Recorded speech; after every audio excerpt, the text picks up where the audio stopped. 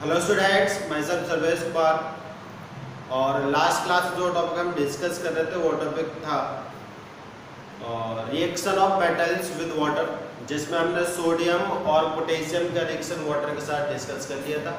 तो आज हम स्टार्ट करने वाले हैं थर्ड पॉइंट, जिसमें हम कैल्शियम का रिएक्शन वाटर से डिस्कस करेंगे। Calcium reacts with cold water to form calcium hydroxide and hydrogen gas. तो जो कैल्शियम है बेटा, उस कैल्शियम का रिएक्शन हम कोल्ड वाटर से कराते हैं तो कैल्शियम हाइड्रोक्साइड और हाइड्रोजन गैस प्रोड्यूस होता है। The heat produced in this reaction is less which is not sufficient to burn the hydrogen gas which is form. तो इससे पहले जब हमने सोडियम और पोटेशियम का रिएक्शन कराया था तब भी हाइड्रोजन प्रोड्यूस हुआ था, लेकिन उस केस में ज़्यादा उस केस में हाइड्रोजन के साथ बहुत ज़्यादा हीट प्रोड्यूस हो रहा था। जब बहुत ज़्यादा हीट प्रोड्यूस हो रहा था तो उस हीट से हाइड्रोजन क्या हो गया था, बर्न हो गया था। बट इस वाले केस में कैल्शियम थोड़ा सा लेस रिएक्टिव है, तो जो हीट प्रोड्यूस होगा वो हीट क्या होगा, सोडियम और पोटेशियम के कंपैरिजन में कम प्रोड्यूस होगा। जब हीट कम प्रोड्यूस होगा तो हीट इतना सफिशिएंट नहीं होगा कि हाइड्रोजन गैस बर्न हो जाए। जब हाइड्रोजन गैस बर्न नहीं होगा तो हाइड्रोजन गैस क्या करेगा, जो कैल्शियम का पीस है उस पीस के साथ स्टिक कर जाएगा, और हाइड्रोजन हल्का होता है, गैस है, वो ऊपर की तरफ जाता है। तो जब वो कैल्शियम के पीस स्टिक कर जाएगा तो कैल्शियम के पीस को भी अपने साथ ले जाएगा। तो कैल्शियम का पीस वाटर के सरफेस में फ्लोट करना स्टार्ट कर देगा। The piece of calcium metal starts floating in water because the bubbles of hydrogen gas formed during the reaction stick to its surface। तो जो bubbles फॉर्म हो रहे हाइड्रोजन के वो क्या होते हैं, कैल्शियम के सरफेस पर स्टिक कर जाते हैं। The reaction of calcium metal with water is less violent, so calcium is less reactive than sodium। तो जो कैल्शियम का रिएक्शन वाटर के साथ है थोड़ा सा सोडियम से लेस वायलेंट है, तो इसका मतलब क्या हुआ, कैल्शियम सोडियम से लेस रिएक्टिव है। अब डायग्राम पे भी देख पा रहे हो बेटा, आपको एक जगह फ्लेम दिख रहा होगा, वहां पर कैल्शियम का पीस है, वो पीस क्या हो रहा है, वाटर में फ्लोट कर रहा है।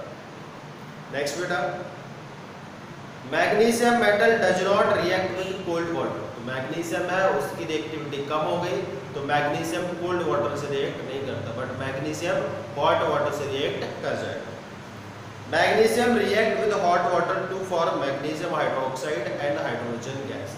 लेकिन जो मैग्नीशियम है वो हॉट वाटर से रिएक्ट करके मैग्नीशियम हाइड्रोक्साइड और हाइड्रोजन गैस को फॉर्म करेगा। रिएक्शन है बेटा Mg plus 2H2O gives out MgOH whole twice plus H2। In this reaction, the piece of magnesium metal starts floating in water due to the bubbles of hydrogen gas sticking to its surface। जैसे बेटा calcium का piece float हो रहा था उसी तरीके से magnesium का पीस भी क्या हो जाएगा, फ्लोट करना स्टार्ट कर देगा।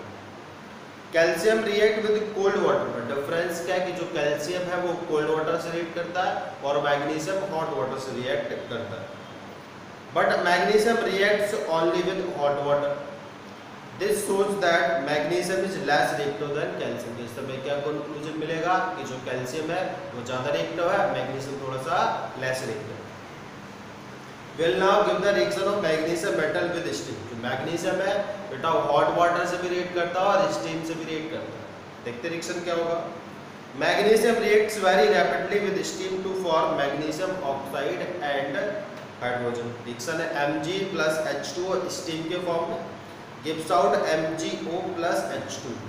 ठीक, वैसे मैं जब हमने ये टॉपिक स्टार्ट किया था तभी मैंने बताया था कि यदि आप मेटल का रिएक्शन वाटर से कराएंगे तो मेटल हाइड्रोक्साइड और हाइड्रोजन बनेगा, और इन केस आप मेटल का रिएक्शन स्टीम से कराएंगे तो मेटल ऑक्साइड और हाइड्रोजन फॉर्म होगा।